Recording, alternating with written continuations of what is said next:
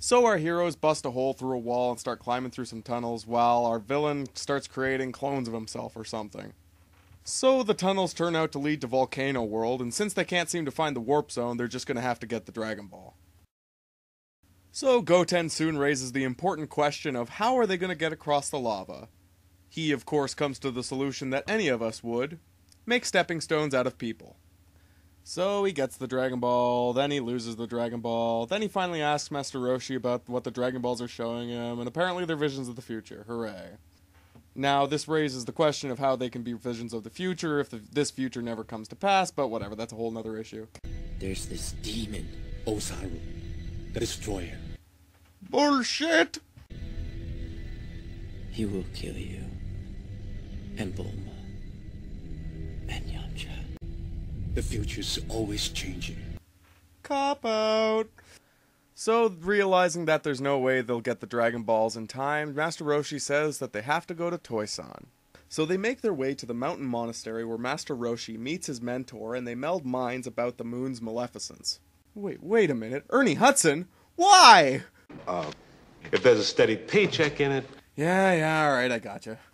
So it turns out the reason why Roshi wanted to come here was because he wanted Master Ernie to make him a new pot so he could use the Mafuba wave to seal Piccolo away again.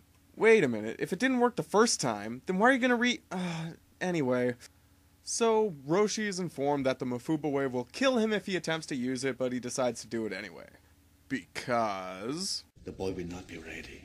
Showing just how much faith everyone puts into the hero. So Chi-Chi fights Piccolo's henchmen while Bulma and Yamcha go out on a date, while Goku gets taught the Kamehameha by Master Roshi. So it turns out Goten can't master the Kamehameha, what a shock, but then Chi-Chi comes in and cock-teases him into doing it right. Kamehameha! That is correct. So that night, after everyone goes to sleep, Bulma realizes why you shouldn't drink before bed and goes out into the hallway, when she's confronted by... dun dun dun! Chi-Chi? I'm sorry, I didn't mean to wake anyone. No, I'm sorry. Go back to what you were doing. No, I was just leaving. Hey, what are you guys doing out here? Nothing. Isn't there a curfew in this town? Good night. I don't think go quiet, you know. It's always the quiet ones. Hey, you guys are up late. Guys, I'm starting to think that wasn't Chi-Chi. So, Bulma's plot device once again misses the mark, and they have to go chasing after the fake Chi-Chi. Unfortunately for our heroes, though, she employs a firewall, but wasn't expecting the real Chi-Chi. So the two fight, Bulma and Yamcha run away, and through the fire and the flames, Goten carries on. Chi-Chi! Help me, Goku! Wrong one.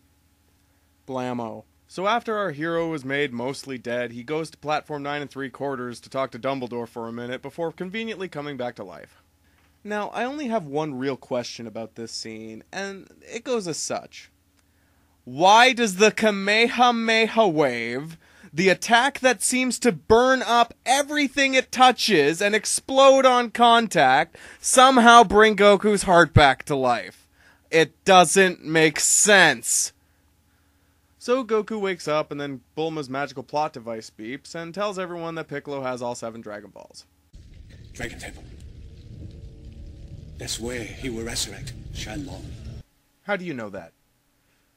Answer me, goddamn! So Master Ernie gives him the pot he promised, and unfortunately not the pot I was hoping for. The enchantments are strong. Pray it is enough to contain Piccolo. 'Cause boy did we fuck up on that last time. So our heroes head out to the finale while our villain soliloquizes. Imagine being shackled so tightly that every atom in your body stood compacted.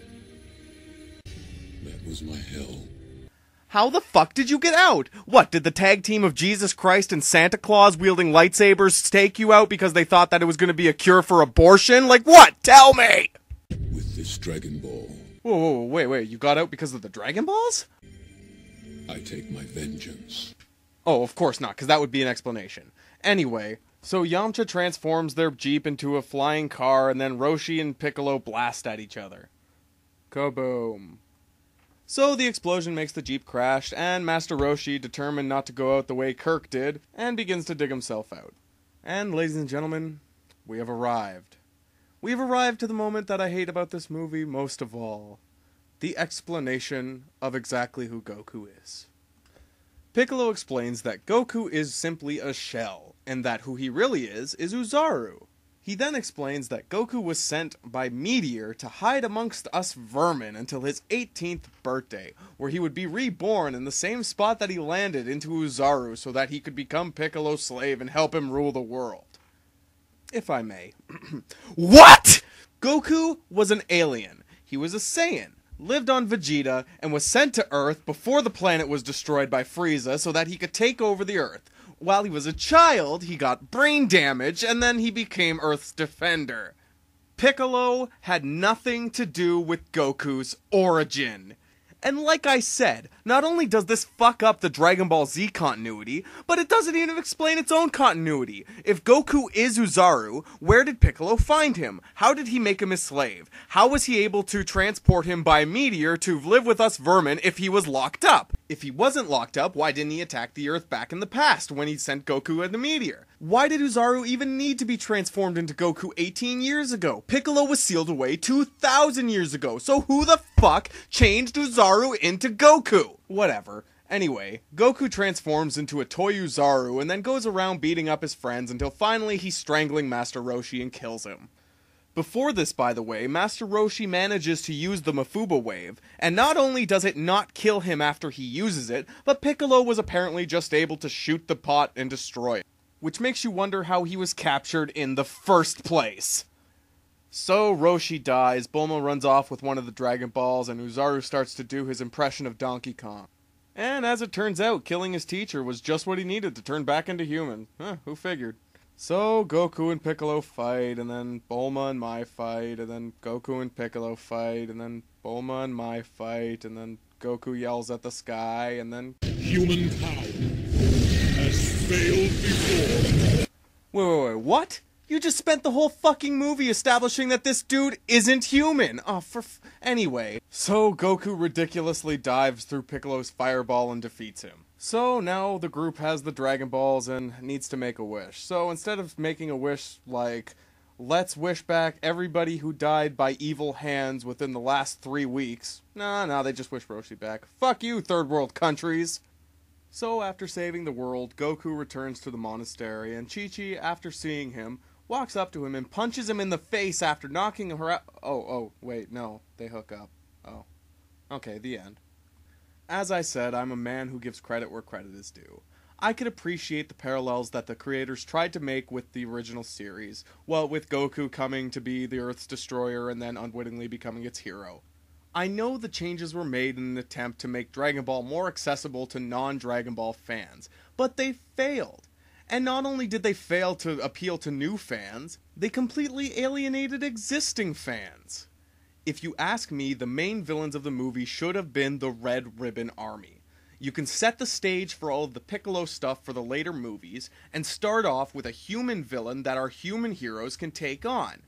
Instead, they felt the need to turn Goku into some sort of libido-pushed teenager that has to deal with high school problems, but oh wait, no, he's actually a mystical creature. Now I know that Dragon Ball Evolution was made with a trilogy in mind, but honestly, if they get another movie, let alone 2 more movies out of this stupid fucking franchise, I'll be surprised. No, not surprised. Fucking pissed. So if you're not a fan of Dragon Ball, you might be able to get into the spectacle of the movie, but I doubt it. Well, needless to say, I won't be watching this movie ever again.